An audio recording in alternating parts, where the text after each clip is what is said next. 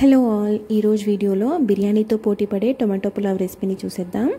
దానికోసం ముందుగా స్టవ్ మీద ఒక పాన్ పెట్టుకొని 1 table spoon oil 1 table spoon నెయ్యిని వేసుకొని బిర్యానీ స్పైసెస్ని ఫ్రై చేసుకోవాలి. ఇక్కడ నేను లవంగాలు, యాలకులు, దాల్చిన చెక్క, బగారాకు తీసుకున్నాను. ఇవి కాస్త ఫ్రై అయిన తర్వాత దీంట్లోకి సన్నగా తరిగిన ఉల్లిపాయ ముక్కలు, పచ్చిమిర్చి ముక్కల్ని కూడా వేసుకొని గోల్డెన్ బ్రౌన్ కలర్లోకి వచ్చే వరకు ఫ్రై చేసుకున్న తర్వాత 1 టీ స్పూన్ అల్లం వెల్లుల్లి పేస్ట్ కూడా వేసుకొని పచ్చివాసన పోయే వరకు ఫ్రై చేసుకోవాలి. తర్వాత దీంట్లోకి సన్నగా తరిగిన టమాటా ముక్కల్ని వేసుకొని మగ్గించుకోవాలి. ఇక్కడ నేను 3 టమాటాలని తీసుకున్నాను.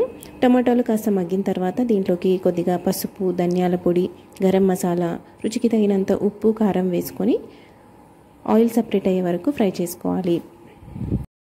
ఇప్పుడు దీంట్లోకి 2 టేబుల్ స్పూన్ల పెరుగును కూడా వేసుకొని బాగా కలుపుకున్న తర్వాత శుభ్రంగా కడిగి అరగంట సేపు నానబెట్టుకున్న బాస్మతి రైస్ని వేసుకొని జాగ్రత్తగా కలుపుకోవాలి.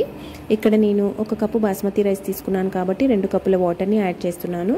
మీరు ప్రెషర్ కుక్కర్లో కుక్ చేసినట్టయితే 1.5 గ్లాస్ వరకు వాటర్ సరిపోతుంది. దీంట్లోనే కొద్దిగా పుదీనాను కూడా వేసుకొని సాల్ట్ అది అడ్జస్ట్ చేసుకొని మూత పెట్టి స్టవ్ని మీడియం టు హై ఫ్లేమ్లో అడ్జస్ట్ చేసుకొని ఉడికించుకోవాలి. ఇప్పుడు వాటర్ కొంచెం ఎవాపరేట్ అయిపోయిన తర్వాత ఒకసారి మూత తీసి దీంట్లో కొత్తిమీర వేసుకొని మూత పెట్టి స్టవ్ని లో ఫ్లేమ్లోకి టర్న్ చేసుకొని ఒక 5 నిమిషాల తర్వాత స్టవ్ ఆఫ్ చేసి సర్వ్ చేసుకోవాలి. దీన్ని వేడివేడిగా రైతాతో సర్వ్ చేసుకుంటే చాలా టేస్టీగా ఉంటుంది. మీకు ఈ వీడియో నచ్చింది అనుకుంటున్నాను.